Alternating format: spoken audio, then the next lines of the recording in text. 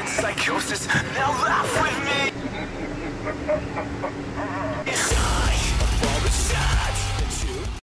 This is from New Republic. Southern Baptists vote on IVF as terrifying sign of what's to come. The anti-IVF movement is not a fringe idea on the right anymore. The Southern Baptist Convention voted Wednesday to oppose in vitro fertilization, signaling a dangerous shift in conservative stances on the procedure. The move by the country's largest and most powerful Protestant denomination, passed by 11,000 messengers at its annual convention, declared that IVF most often participates in the destruction of embryonic human life, and calls on the denomination to only utilize reproductive technologies, taking into account the unconditional value and right to life of every human being. The resolution also included a clause decrying the creation of surplus embryos and their destruction in the course of treatment.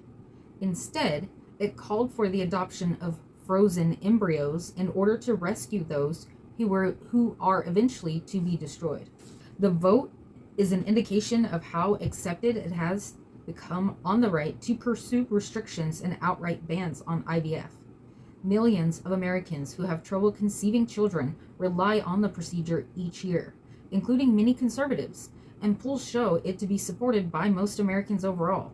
But most evangelicals and anti-abortion activists, if not all, believe that life begins at conception, and IVF often results in fertilized eggs being discarded. In February, the Alabama Supreme Court issued a shocking decision that ruled frozen embryos were people under state law, effectively making IVF procedures equal to murder in the state. It seems the issue of IVF may soon join the polarized issue of abortion rights, with Democrats and Republicans taking side and fighting it out over elections and in the courts. This is from The Guardian. Hillary Clinton endorses challenger for Jamal Bowman's New York House seat. Former Secretary of State voices support for AIPAC-backed George Latimer in congressional race. Hillary Clinton endorsed the primary challenger in Representative Jamal Bowman's vulnerable re-election race in New York. The former Secretary of State and Democratic presidential candidate gave her support to George Latimer, the Westchester County executive who has received a significant amount of support from the pro-Israel lobby group AIPAC. With Trump on the ballot, we need strong, principled Democrats in Congress more than ever, Clinton wrote on X on Wednesday. In Congress, Latimer will protect abortion rights, stand up to the NRA, and fight for President Biden's agenda, just like he's always done. In a statement, Latimer said it was a deep honor to receive Clinton's support. Her voice gives even more momentum to our grassroots campaign, which keeps gaining strength because we stand strongly and honestly for our values and for our belief in delivering meaningful results to the communities we serve, he said. That's a load of shit. Hours after Clinton's announcement, Senator Bernie Sanders said in a post to X that he would be speaking at a rally for Bowman, hosted by the New York Representative Alexandria Ocasio-Cortez. AIPAC-funded right-wing billionaires support extremist Republican candidates. They spend $100 million against progressive this year, including $25 million against Bowman, said Sanders, referring to the pro-Israel lobby.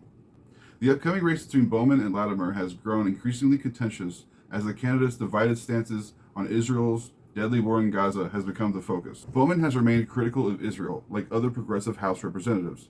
Meanwhile, Latimer has received significant support from the United Democracy Project, a super PAC affiliated with AIPAC. The super PAC has already spent millions on campaign funding to unseat Bowman. Latimer holds a 17-point lead over Bowman, according to a survey by Emerson College Polling. She ran a horrible campaign. Hillary Clinton, you might say she's the worst, one of the worst. She ran a horrible campaign in 2016, lost to a reality TV host, and blamed everyone but herself along the way. She conspired with the DNC to beat Bernie in 2016 in the Democratic primaries. She's a war criminal. Latimer was literally a Republican, and of course Hillary's going to endorse him. I mean, she agrees with him. It's like our system rewards the most narcissistic, corrupt, greedy sorts while shitting on anyone that dissents towards something better than the status quo. How deep the rabbit hole does go as far as AIPAC and Israel bought media. And Everyone's got an AIPAC guy. do you think that the reason she's backing him over the other one is because the other one doesn't have an APAC guy, doesn't support APAC. Yeah. So she's literally just going with the APAC person, not necessarily with the. That's what her APAC person's telling her to do. I wonder what kind of dirt they have on us for us to like lick their boots so much, because like America doesn't lick anybody's boots, so like what do they know? I'll put a boot in your ass. And what else? You know, it's so cute. You know, you're from Oklahoma. I'll put a boot in your ass. It's the American way. Democrats are controlled opposition. It doesn't really matter what party you stand for when the same person's pulling the strings, right? No, it's a rotating puppet. It's more like a false sense of democracy. Like we're free and have democracy and have a voice and have a choice, but actually, like, we don't. Some call it a dictatorship of the bourgeoisie. You know, even when Hillary Clinton was running and it was all like the hype for the first female president, I was like, yeah, but does it have to be her? Right. Well, you know she has a public position and a private position. You mean she has... She's two-faced. That's But what she's a... That's why no one voted for her. That's sad. Because you would can't think... you can't even beat the orange man? What she did to Libya is unforgivable.